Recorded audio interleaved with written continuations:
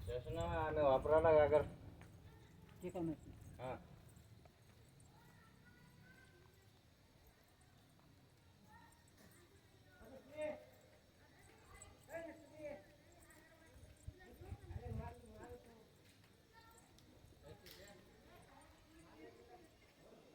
काही शोध